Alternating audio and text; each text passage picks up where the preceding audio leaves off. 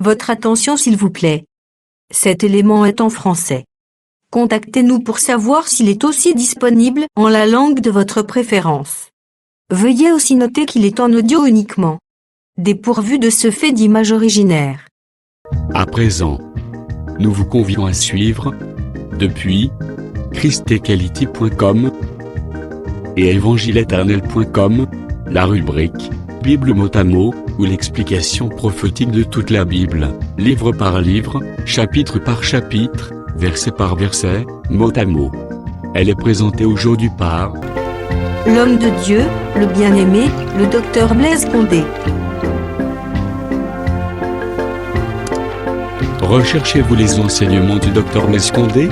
Allez sur christequality.com/blaisecondé.html. Les enseignements sont disponibles en texte, audio et vidéo.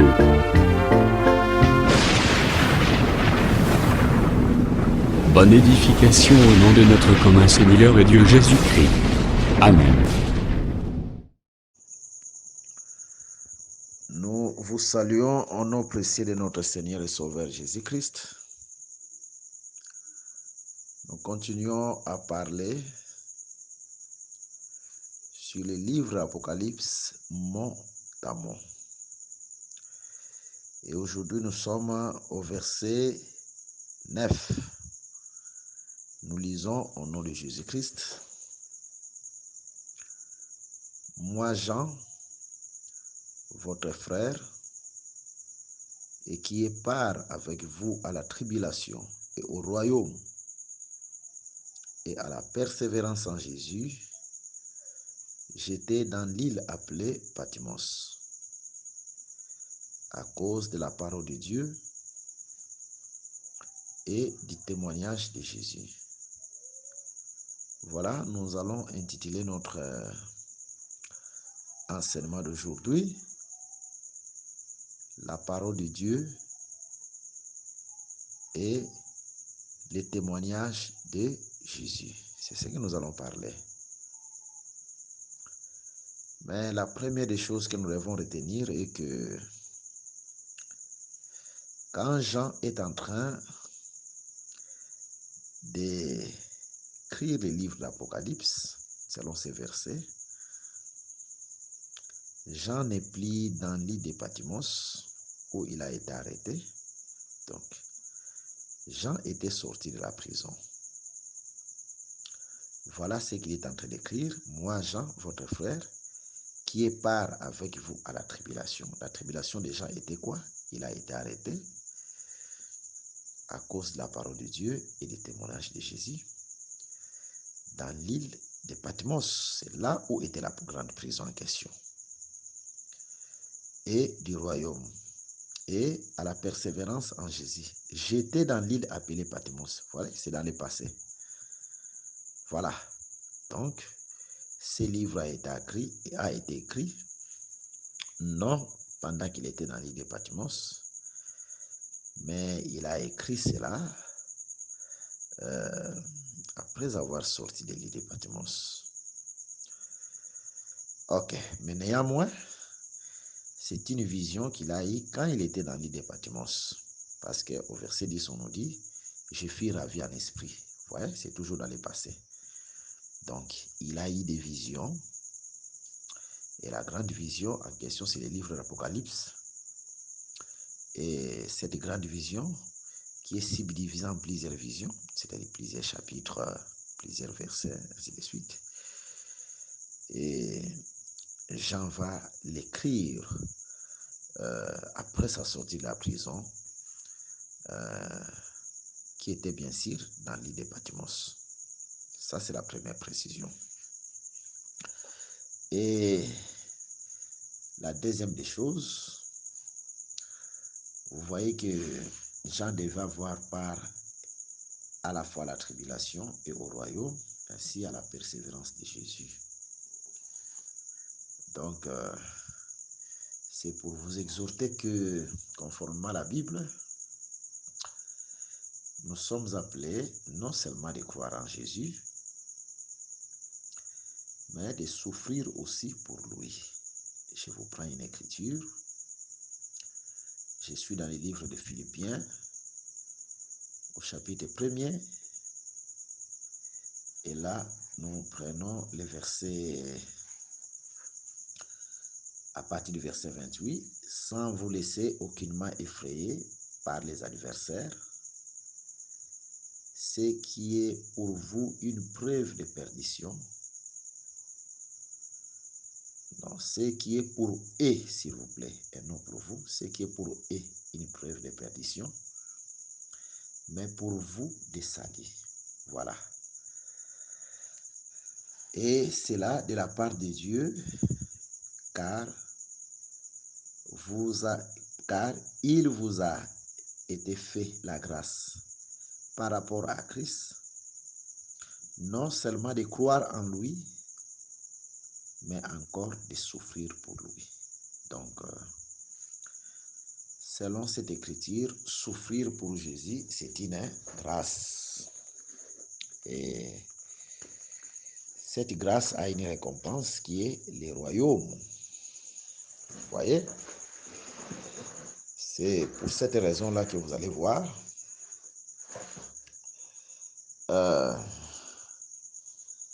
Israël ne pouvait pas avoir ou entrer dans la terre promise facilement. Vous voyez? Quand même, Dieu les avait donné cette terre parce que Dieu a dit que cette terre vous appartient. Mais néanmoins, Israël devait combattre. Je vous prends une écriture. Je suis dans le livre d'Éternome, chapitre 7. Je commence au premier verset. Lorsque l'Éternel, ton Dieu, t'aura fait entrer dans le pays dont tu vas prendre possession, et qu'il chassera devant toi beaucoup de nations, les Essiens, les Girgasiens, les Amoréens, les Cananéens, les Phérésiens, les Éviens et les Jébusiens, cette nation plus nombreuse et plus puissante que toi. Voilà. Conformément à cette écriture, c'est Dieu lui-même qui devait faire entrer Israël dans les pays de Canaan. Vous voyez? Et c'est Dieu lui-même aussi qui devait chasser toutes les nations qui étaient là. Et au verset 2, on nous dit, lorsque l'Éternel ton Dieu te les aura livrés et que tu les auras bâtis, tu les dévoueras par interdit, tu ne traiteras point d'alliance avec elles et tu ne leur feras point grâce. Voilà. Donc, au verset 2, nous comprenons que Dieu ne devait pas descendre dans sa divinité et combattre les nations. C'est-à-dire, Dieu devait combattre ces nations par les peuples d'Israël, par les enfants d'Israël. Vous voyez? Donc, en réalité, c'est Dieu qui devait livrer les nations en question entre les mains des enfants d'Israël, conformément à cette écriture. Et ensuite, ils vont posséder les pays. Il en est de même dans les choses de Dieu. C'est-à-dire, pour entrer dans les royaumes célestes, ce n'est pas par nos propres efforts, c'est Dieu lui-même qui va nous faire entrer dans ces royaumes. Mais pour y entrer, il y a des combats, il y a des épreuves, il y a des tribulations. Vous voyez? Et ça, nous devons nous attendre. C'est-à-dire, ton père peut te haïr, ta mère peut te haïr, tes enfants peuvent te haïr, et vice-versa. Vous voyez? Ton entourage, à cause de la parole, peut te haïr. C'est un combat. En réalité, Dieu ne nous abandonnera pas dans ce combat-là. Le Seigneur lui-même nous donnera la force de vaincre toute épreuve, de vaincre toute tentation, de vaincre toute tribulation, afin de nous faire entrer dans les royaumes. Donc, ce que nous sommes en train de voir dans l'ombre, Israël doit combattre avant d'entrer. C'est ce que Jean est en train encore d'expliquer. Il avait part à la tribulation et au royaume. Vous voyez? Donc, pour avoir part au royaume, il faut combattre. Il y a des tribulations, il y a des persécutions.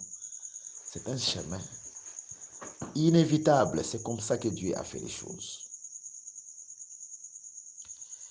Et quand il y a des épreuves, cela nous demande la persévérance. Parce que les épreuves, c'est-à-dire c'est Satan qui veut nous reculer.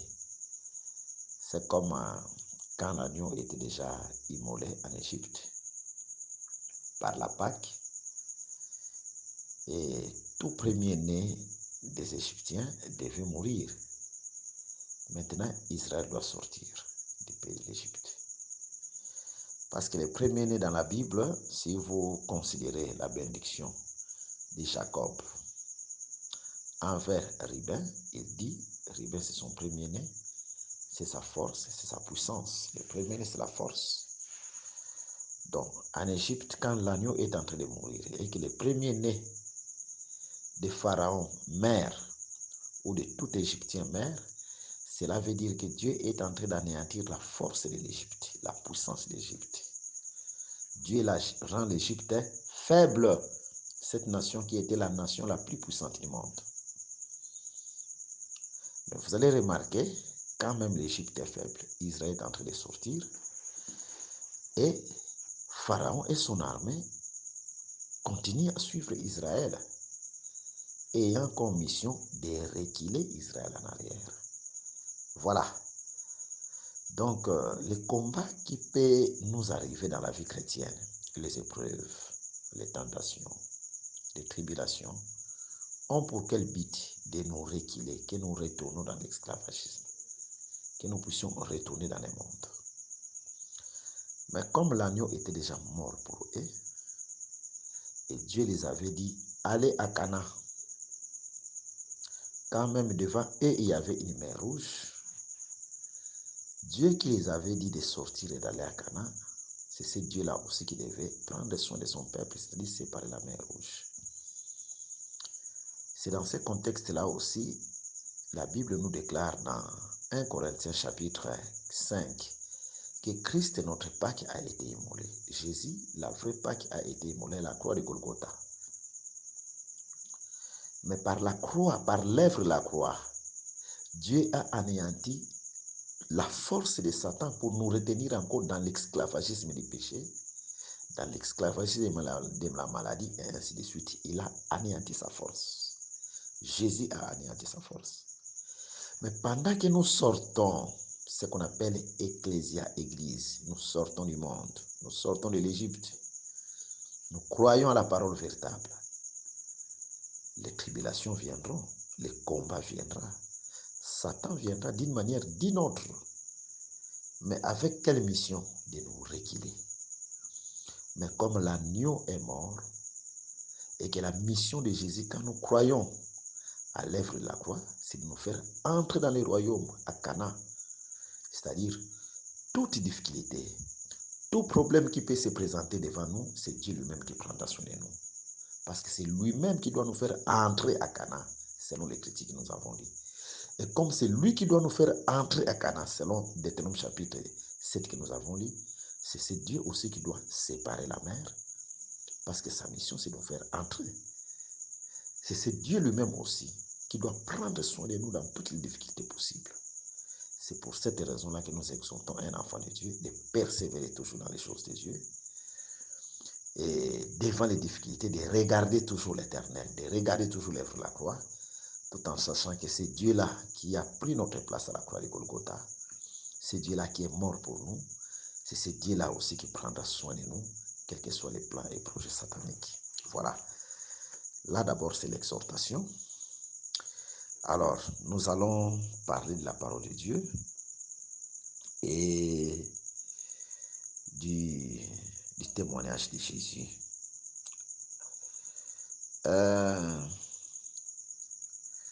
Ce que nous voulons dire premièrement, que Dans la Bible, il y a des fois la parole de Dieu, la parole de Jésus, c'est une même chose.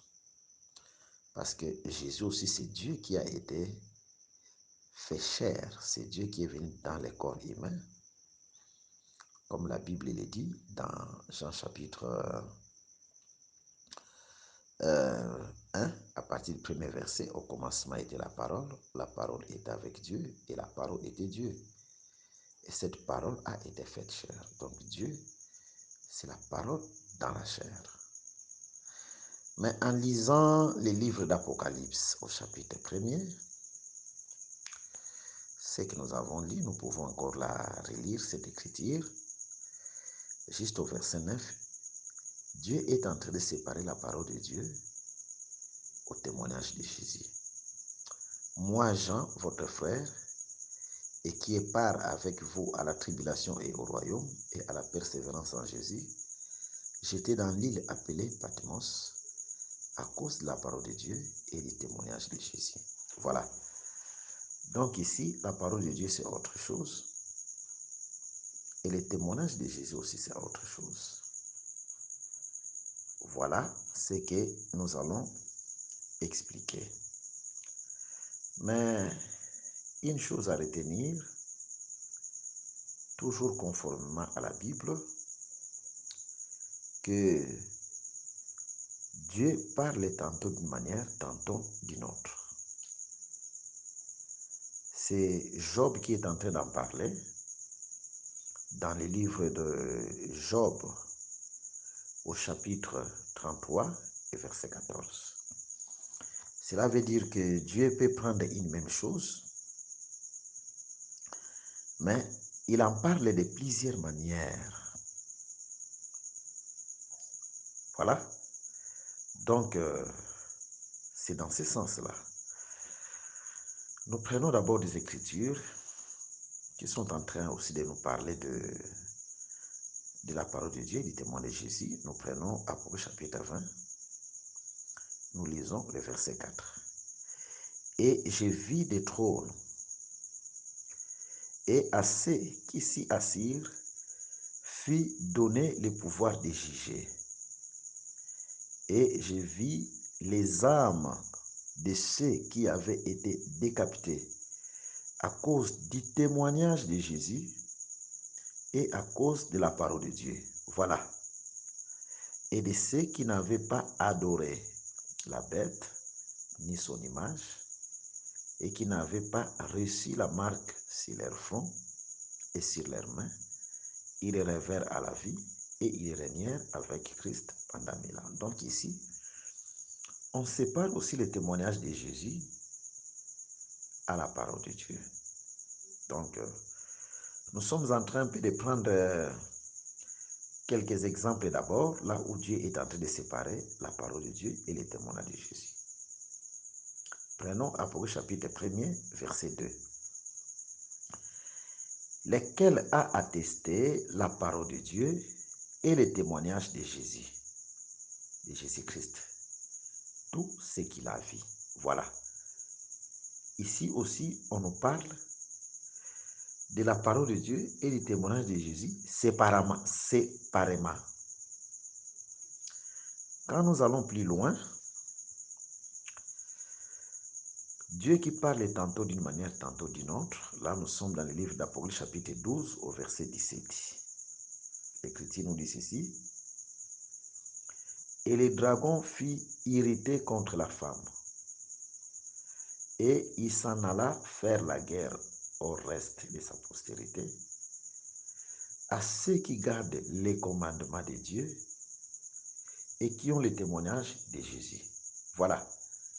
Ici, maintenant, on sépare les commandements de Dieu et le témoignage de Jésus. De l'autre côté, on séparait la parole de Dieu et le témoignage de Jésus. Voilà pourquoi nous comprenons que, en réalité, la parole de Dieu, c'est les commandements de Dieu. Et le témoignage de Jésus, c'est autre chose. On va expliquer par la grâce de Dieu. Allons prendre une autre écriture. Nous sommes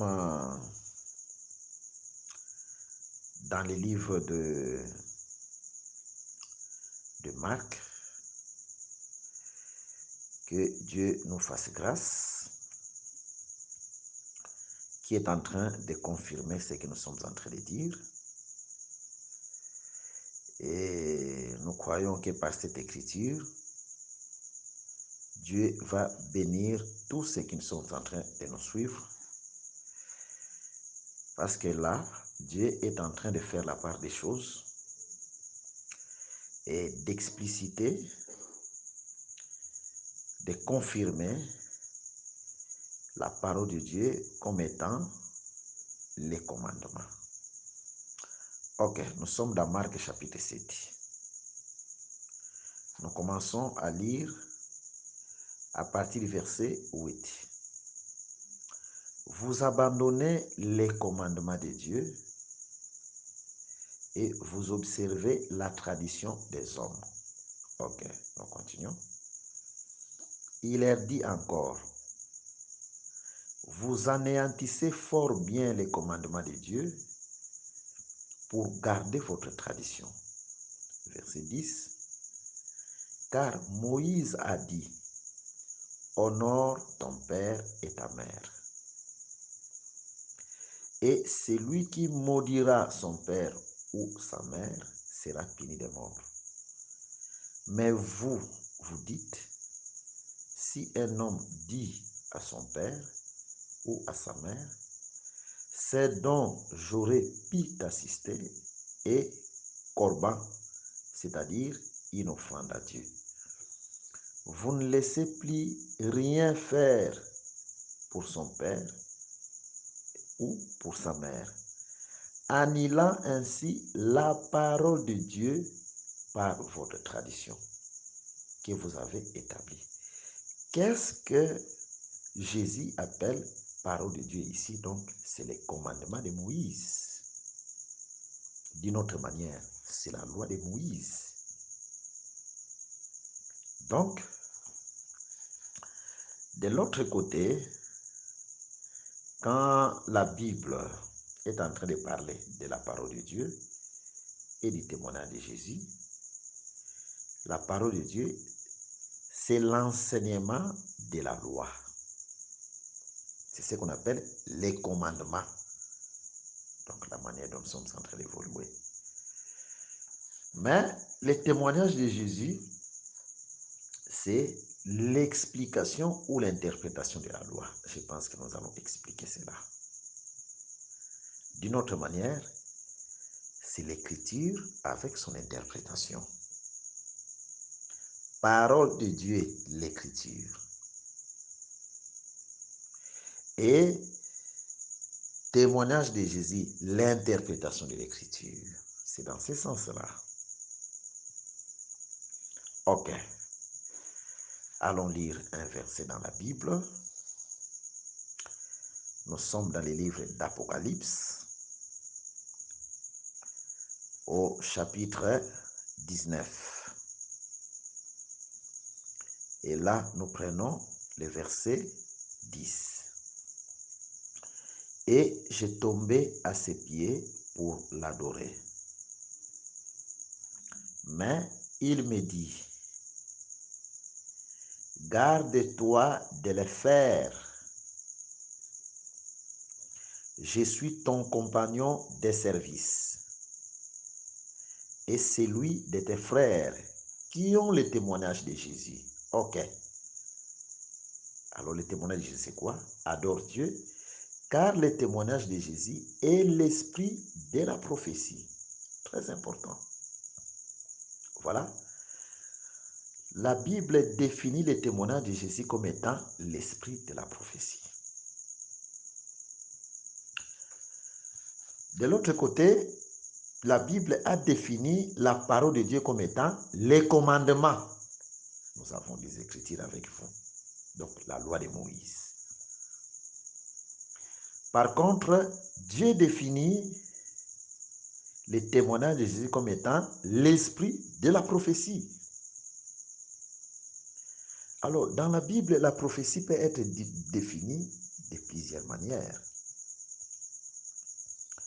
Dans la Bible, la prophétie peut être définie comme étant annoncer quelque chose qui vient. C'est aussi une prophétie. Vous voyez? Donc, il y a plusieurs écritures qui en parlent, telles que quand nous allons dans les livres de Deutéronome. On peut lire cette écriture avec vous. Là où Dieu est en train de définir la prophétie comme étant annoncer quelque chose qui doit venir. Ok, nous commençons à partir du verset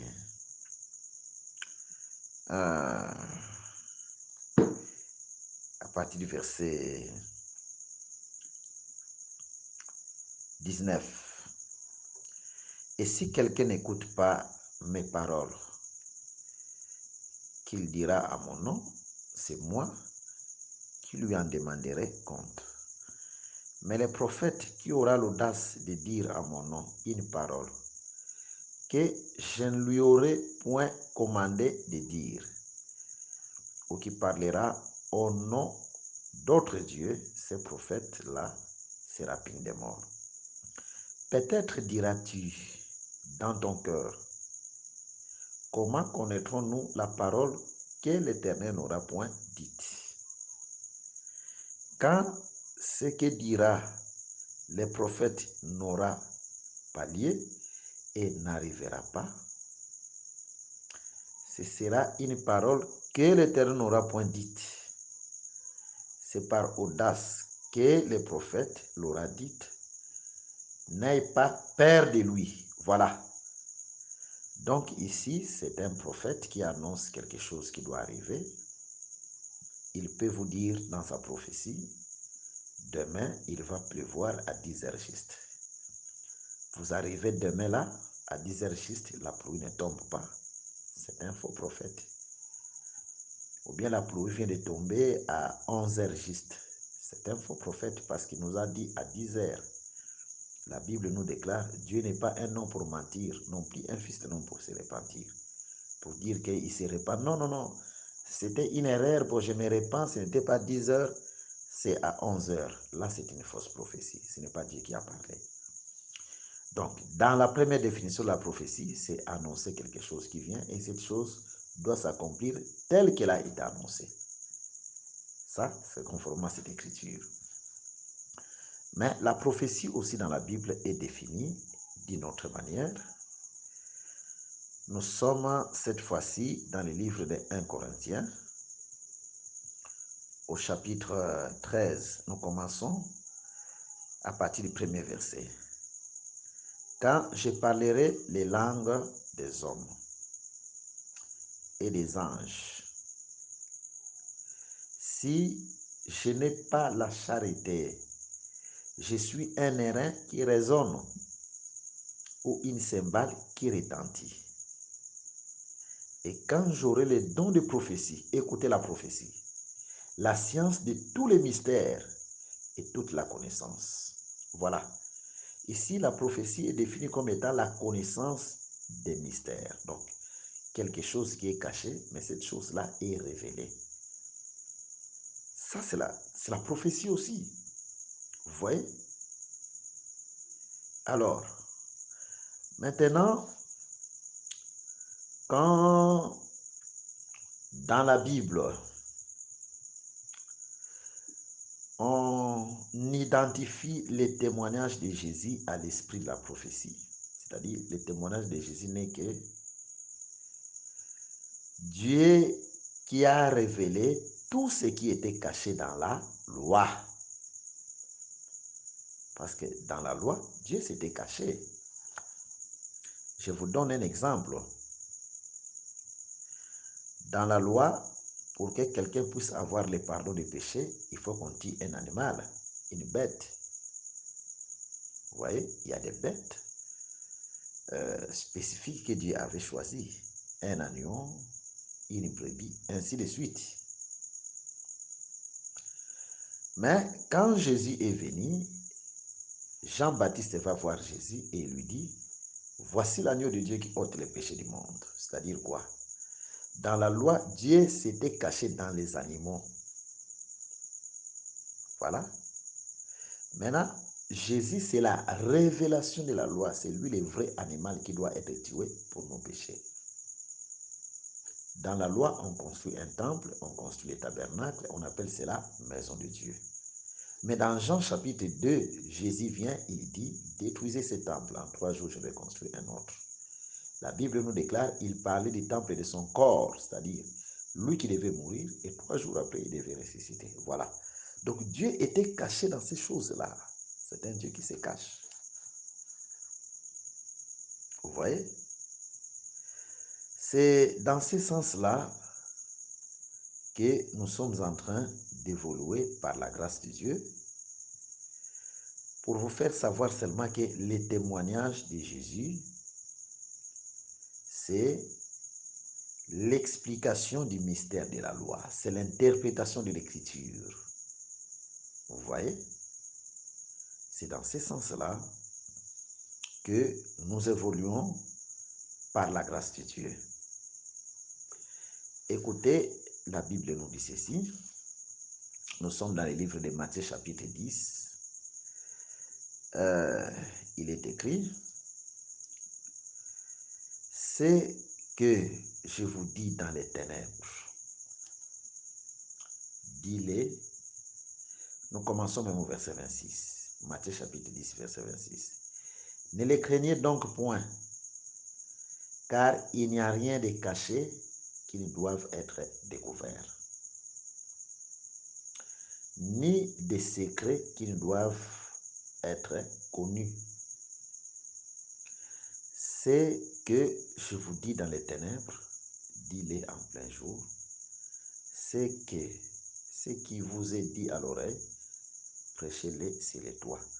Donc, conformément à cette écriture, Dieu compare les ténèbres à un mystère, c'est-à-dire quelque chose qui est caché.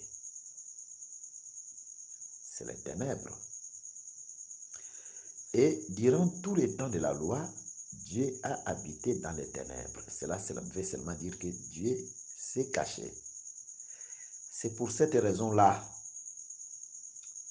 que Salomon est en train de dire que Dieu veut habiter dans l'obscurité. Là, nous sommes dans 2 Chroniques, chapitre 6, verset 1er. Alors Salomon dit, l'Éternel veut habiter dans l'obscurité. Très important. Parce que quand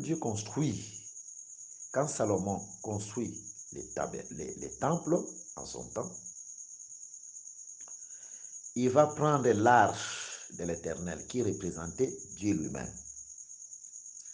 Je vous prends une autre écriture qui est en train de confirmer que l'arche représentait Dieu lui-même. Nous sommes dans le livre de 2 Samuel chapitre 6, nous commençons à partir du premier verset.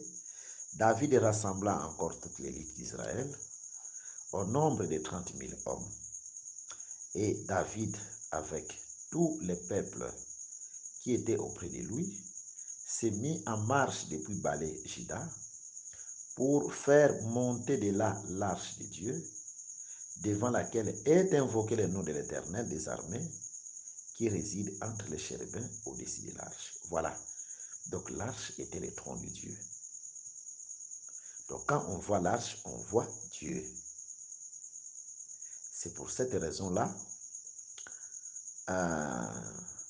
quand Israël était dans le désert, dans la marche, et que les Lévites pouvaient transporter l'arche, Moïse s'écriait, lève-toi éternel. C'est-à-dire quand on voit l'arche, on voit Dieu, parce que l'arche c'est son trône, par rapport à l'écriture qu'on vient de lire.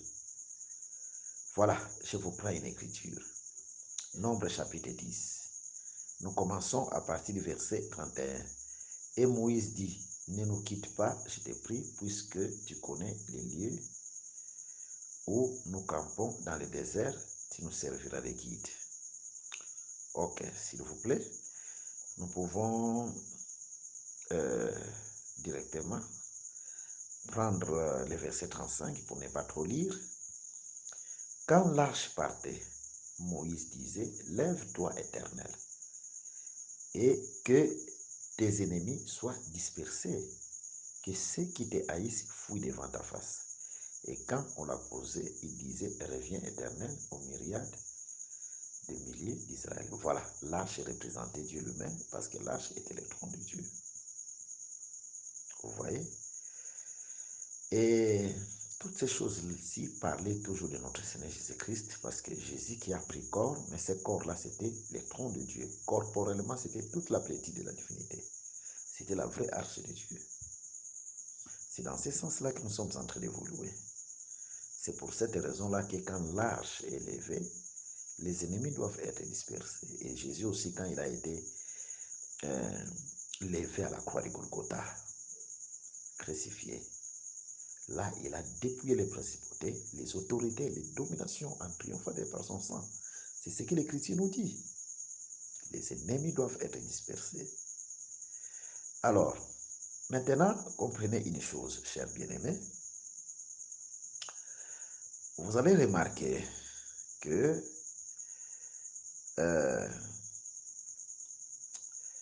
cette arche qui était le trône de Dieu devait être placée au temps de Salomon dans les lieux très saints.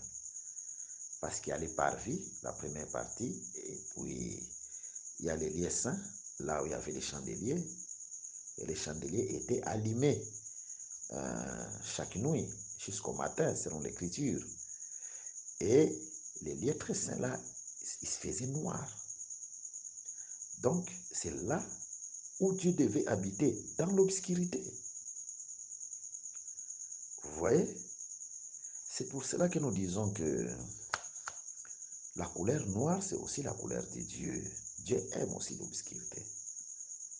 Mais cette écriture est prophétique. Cela voulait seulement nous dire que durant tout le temps de la loi, Dieu s'est caché. Dieu a habité dans l'obscurité. Nous prenons l'écriture d'Ésaïe au chapitre 45. Et là, nous allons lire le verset 15. Ésaïe chapitre 45. Prenons cette fois-ci le verset 15. Il est écrit, mais tu es un Dieu qui te cache. Dieu d'Israël, son frère, c'est-à-dire, durant tout le temps de la loi, Dieu s'est caché. Il s'est caché dans les Écritures. Il s'est caché dans les animaux. Il s'est caché dans des choses terrestres. Parce que la loi, c'était des choses terrestres. Jésus lui-même est en train d'en parler. Allons dans le livre des Jean au chapitre 3. Écoutez ce que Jésus est en train de dire. Ok. Une écriture tellement importante où Jésus est en train de nous dire ceci. Nous commençons à lire à partir du verset 12. Si vous ne croyez pas quand je vous ai parlé des choses terrestres au passé, comment croirez-vous quand je vous parlerai des choses célestes? Conformément à cette écriture, Dieu a parlé deux fois. La première fois, Dieu a parlé des choses terrestres. Là, c'est dans la loi. La loi, tout était terrestre.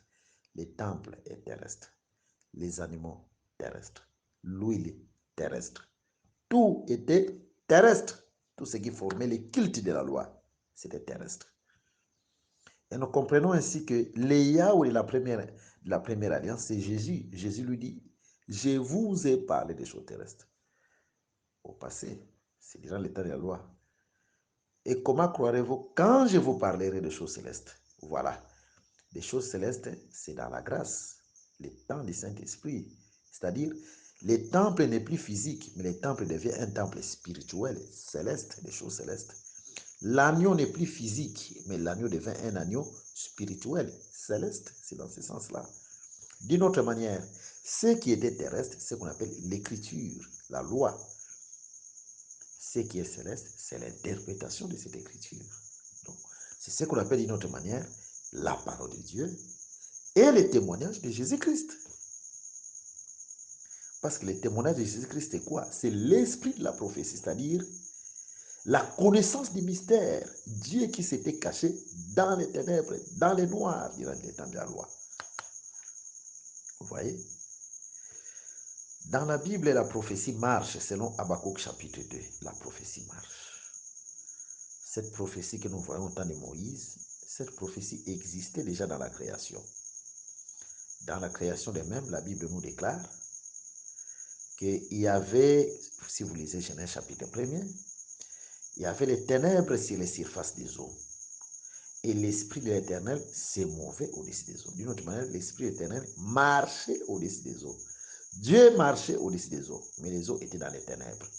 Donc, c'est Dieu qui avait habité dans les ténèbres. Vous voyez? Les eaux là où Dieu avait habité, c'était les Écritures, c'était la loi. Vous voyez? Mais la loi était enveloppée des ténèbres, parce que les ténèbres comme étant Dieu qui s'est caché, comme nous venons de le lire. Donc, c'est dans ce sens-là que vous pouvez comprendre la parole de Dieu et les témoignages de Jésus. Et c'est ce que nous sommes en train de vous expliquer par la grâce de Dieu. Et nous croyons que Jésus, par cet enseignement, est en train de bénir beaucoup de gens. Maintenant, nous disons une chose. Là, nous allons dans le livre de Pierre. Pierre est en train de nous parler d'une lampe qui doit briller dans le noir. Nous prenons 2 Pierre chapitre 1er, verset 13. Et nous tenons pour d'autant, plus certaine la parole prophétique. Voilà, c'est toujours l'esprit de la prophétie, à laquelle vous faites bien de prêter attention, comme à une lampe qui brille dans un lieu obscur. C'est très important. Jusqu'à ce que les jours viennent apparaître et que l'étoile du matin se lève dans vos cœurs. Voilà. Conformément à cette écriture, l'esprit de la prophétie ou la parole prophétique est comparé à une lampe qui doit éclairer les ténèbres. Donc c'est une lampe qui doit briller pendant la nuit. Vous voyez? Parce qu'il y a un matin qui arrive. C'est ce que nous venons de lire selon l'écriture. Maintenant, la lampe qui éclaire la nuit, dans la Bible, c'est quelle lampe? Allons dans les livres de Genèse. Nous allons lire la création du 4e jour. Et c'est là où nous saurons s'il s'agit de quelle lampe. Ok. Donc, en lisant, en fait, la création du 4e jour, vous allez comprendre que au 4e jour, Dieu va créer les grands et les petits luminaires. Les grands luminaires que Dieu créa, c'est le soleil. Le soleil, c'est pour présider au jour. Et l'autre grand luminaire, c'est les étoiles. Non, l'autre grand luminaire, c'est la lune, s'il vous plaît. C'est pour présider à la nuit. Voilà. C'est dans ce sens-là. Et les petits luminaires, c'était les étoiles. C'est ce que la Bible est en train de nous dire. Ok, nous sommes dans Genèse, chapitre 1er, nous lisons le verset 14. Et Dieu dit qu'il y ait des luminaires dans l'étendue des cieux pour séparer les jours d'avec la nuit. Et qu'ils soient pour signes et pour saison déterminée, et pour jour et pour année. Ça, je suis en train de lire une autre version, c'est la version d'Arby. Et qu'il soit pour luminaire dans l'étendue des cieux pour donner de la lumière sur la terre. Et il fit ainsi. Et Dieu fit les deux grands luminaires pour dominer sur les jours et les petits luminaires pour dominer sur la nuit et les étoiles. Voilà. Donc, les deux grands luminaires, c'était quoi? Les plus grands d'entre eux, c'est le soleil pour dominer les jours. Et les petits, c'est un grand luminaire, mais petit par rapport au soleil, c'est pour dominer la nuit, c'est la lune. C'est ce que l'Écriture nous dit. Donc, la lampe de la nuit dont on nous parle, qui doit éclairer pendant la nuit, dominer pendant la nuit, mais qui doit éclairer jusqu'à ce que le matin vienne, c'est ce que Pierre est en train d'appeler comme étant la parole prophétique, comme étant une lampe. Et cette lampe-là, dans la création, c'est la lune. D'une autre manière, pendant que Dieu s'était caché durant tout le temps de la loi, c'est une nuit. Mais la parole prophétique vient comme étant la ligne pour éclairer, pour nous interpréter la loi, pour nous donner l'essence de la loi, l'explication exacte. C'est ça le témoignage de Jésus. Et le temps que nous sommes en train de traverser, c'est la parole qui doit dominer sur nous tous. Parce que la ligne, c'est pour présider pendant la nuit. De même, l'interprétation de l'écriture doit dominer sur nous tous. C'est dans ce sens-là que nous sommes en train d'évoluer. Oui. C'est pour cette raison-là, si vous allez dans le livre d'Apocalypse, chapitre 12, vous allez voir, il y a une femme enveloppée du soleil, mais la ligne est sous ses pieds. Et 12 étoiles. Voilà. Donc, cette femme-là qui a la ligne sous ses pieds, cette ligne-là, c'est la parole prophétique. Voilà. Posée sur la ligne, c'est la parole prophétique. Et c'est cette parole prophétique qui préside, qui est en train de dominer. D'une autre manière, l'interprétation de l'écriture domine en ces temps-ci. C'est la victoire sur la mort parce qu'elle domine. C'est la victoire sur les péchés parce qu'elle domine. C'est la victoire sur la maladie parce qu'elle domine. Et dans une église véritable, l'homme ne peut pas dominer, l'homme doit être effacé. Parce que c'est la parole qui doit dominer sur nous tous. Vous voyez, c'est dans ce sens-là que nous sommes en train d'évoluer. Or, Dieu qui parle tantôt d'une manière, tantôt d'une autre, de même aussi, il y avait les eaux, dans Genèse chapitre 1er, toujours à partir du premier verset. Et Dieu habitait dans les ténèbres, et Dieu doit dire que la lumière soit. Quand cette lumière, Dieu a dit que la lumière soit, la Bible nous dit la lumière fit. D'une autre manière, la lumière a dominé sur les ténèbres. La lumière a chassé les ténèbres. La lumière a dominé sur les ténèbres. La lumière a régné sur les ténèbres. Donc, quand la parole prophétique vient, la parole prophétique doit régner sur nous tous. Voilà. Et quand cette parole vient, elle vient éclairer d'abord ce qui était caché dans la loi. Et quand elle vient, elle règne, elle domine. S'il y avait les ténèbres du péché, les ténèbres du péché doivent partir. Elle domine sur la maladie, elle domine sur tout. Voilà. C'est Dieu qui parle tantôt d'une manière, tantôt d'une autre. c'est dans ce sens-là que nous sommes en train d'évoluer. Alors, qu'est-ce que nous voulons expliquer aux enfants de Dieu? Que toute révélation qui n'a pas comme fondement les Saintes Écritures, cette révélation, Dieu ne la connaît pas. C'est une fausse révélation. C'est un esprit d'égarement. Vous voyez? Alors, c'est dans ce sens-là que nous évoluons en disant ceci. Vous allez remarquer, quand Jean-Baptiste était né et que la bouche de son papa est encore liée et que Jean-Baptiste devait naître, Jean-Baptiste né,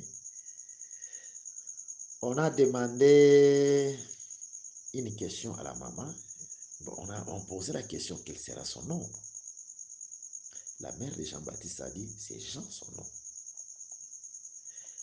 Et c'est par révélation qu'elle a eu ce nom-là.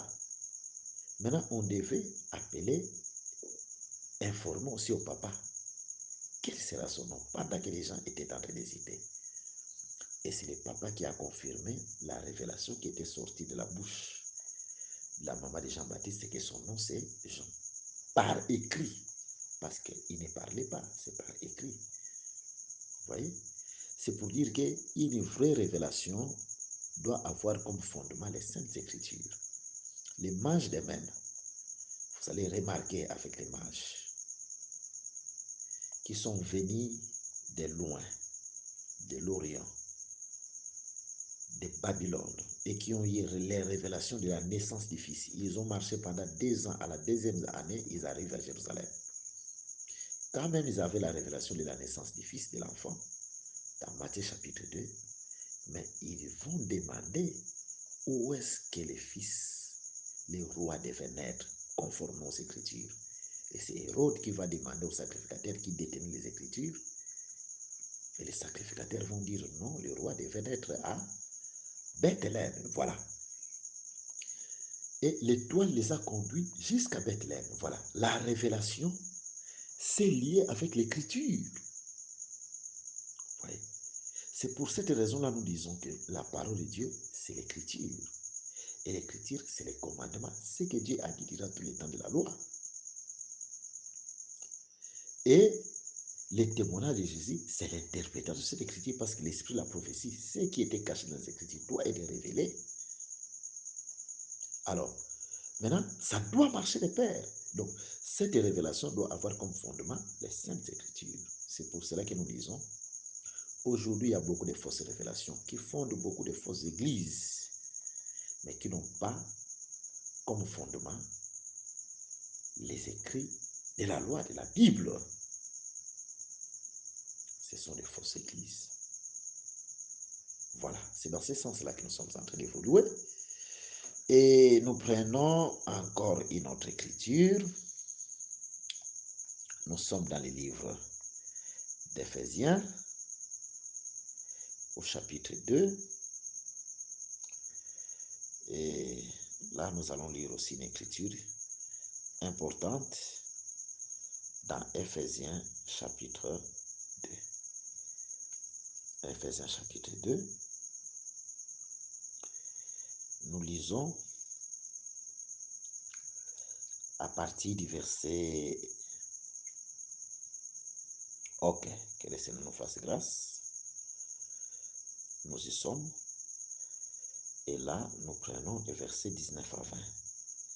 Ainsi donc, vous n'êtes plus étrangers ni forains, mais vous êtes concitoyens des saints et gens de la maison de Dieu, ayant été édifiés sur les fondements des apôtres et des prophètes, Jésus-Christ lui-même étant la maîtresse des pierres du coin, en qui tout l'édifice, bien ajusté ensemble, croit pour être un temple saint dans le Seigneur, en qui vous aussi vous êtes édifiés ensemble pour être une habitation de Dieu par l'Esprit. Voilà. Ici, Jésus fait seulement dire l'enseignement des apôtres et des prophètes. C'est pour dire quoi, en fait? Que la nouvelle Jérusalem nous parle d'abord de Jésus. Parce que Jésus, c'est le premier en toutes choses. Écoutez, nous sommes dans le livre d'Apocalypse, au chapitre 21. Et là, nous allons lire quelque chose. Dieu est en train de dire, en ce qui concerne cette ville, au verset 26 à 27. Et on lui apportera la gloire et l'honneur des nations. Donc c'est la ville de Jérusalem. Et il n'y entrera aucune chose souillée, ni ce qui fait une abomination et un mensonge, mais seulement ceux qui sont écrits dans les livres de vie de l'agneau. Voilà. Ceux qui doivent entrer dans cette ville doivent être des sanctifiés. Cette ville d'abord, c'est le royaume des cieux, c'est-à-dire pas n'importe qui doit entrer dans le royaume des cieux. Et le vrai royaume des cieux, c'est Jésus-Christ, parce que Jésus lui-même l'a dit, dans le livre de Luc, chapitre 17, verset 20, Jésus dit, le royaume des cieux ne viendra pas de la manière à frapper les regards, mais le royaume des cieux est parmi vous, est au milieu de vous. C'était lui. Maintenant, dans ces royaumes, rien de souillé n'y entrera. C'est ce royaume qui est comparé au caillou blanc, une pierre blanche, parce que dans la Bible, les royaumes aussi, c'est un caillou, c'est une pierre. Vous voyez? Daniel chapitre 2. Quand la pierre se détache de la montagne sans laisser coups d'aucune main, frappe les pieds de la statue, cette pierre devient un royaume éternel. Les écritures sont nombreuses, mais ce royaume, cette pierre doit avoir la couleur blanche. La couleur blanche, c'est la couleur de la lumière. Donc les œuvres justes des saints. Et ceux qui doivent entrer dans ces royaumes, dans cette ville, qui est Jésus-Christ, doivent être des saints. Ceux qui sont lavés, conformément à cette écriture. Mais cette ville nous parle aussi de l'épouse d'une autre manière. Là, si nous sommes dans Apocalypse chapitre 1er, nous commençons à partir du premier verset. Nous lisons Apocalypse chapitre 21, s'il vous plaît. À partir du premier verset, nous descendons. Vous voyez? Donc, maintenant, cette ville, quand on la considère, elle a 12 fondements qui sont les 12 noms des 12 apôtres. Toujours c'est dans Apocalypse chapitre 21. Et cette ville a 12 portes. Les 12 portes, ce sont les 12 noms des 12 tribus d'Israël. C'est pour dire quoi?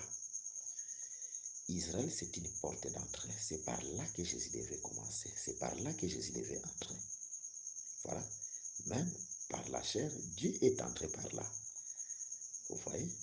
Or, quand on voit Israël, on voit la loi, on voit les prophètes. C'est-à-dire, Dieu devait entrer par la loi. Jésus devait entrer d'abord par la loi et les prophètes. Vous voyez? C'est dans ce sens-là que nous sommes en train d'évoluer. D'une autre manière, la loi et les prophètes, c'est la porte par laquelle Jésus est entré. Parce que tout ça, c'est Israël. Vous voyez?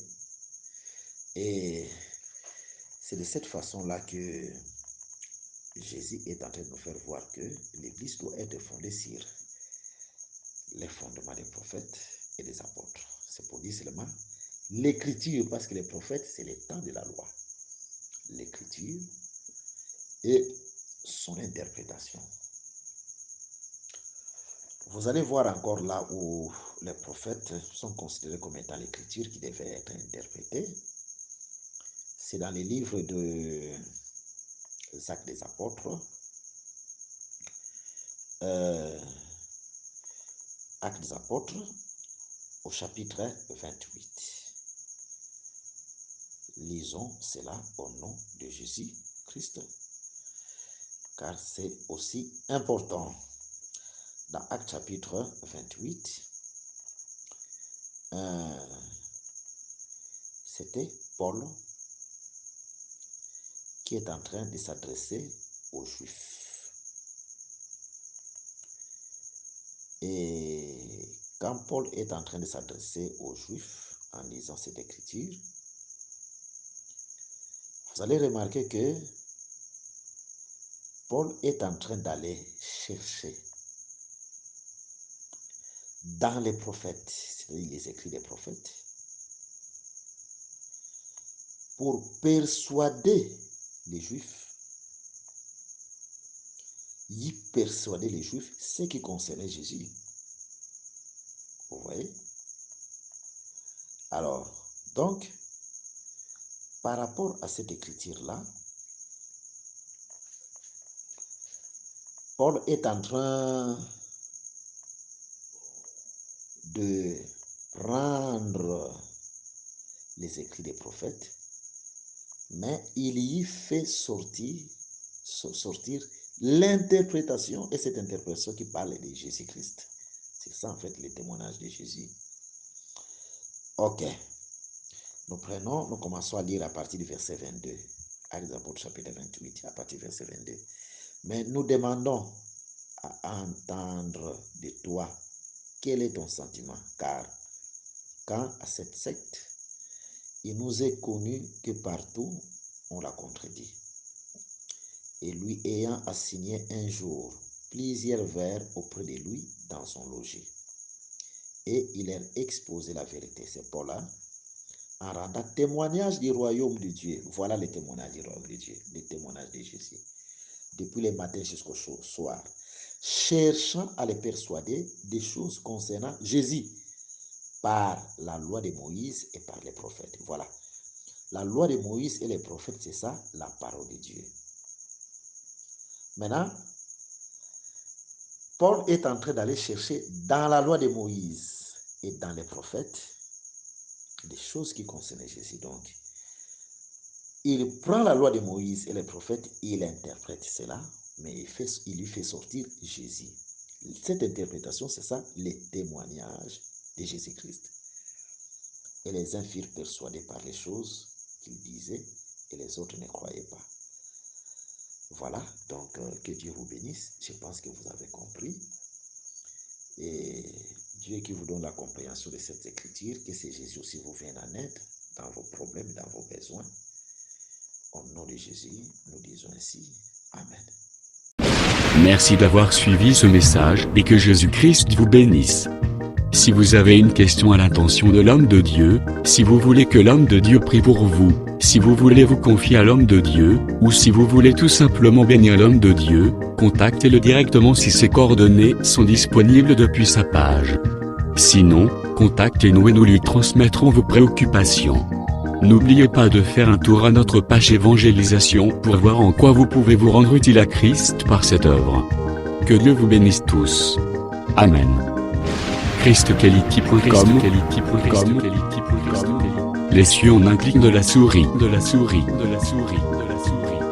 Évangile-éternel.com, le site de l'Évangile éternel. Christ Equality Fondation, équilibrer la manne ramassée dans le désert de sorte que chacun ait un numéro.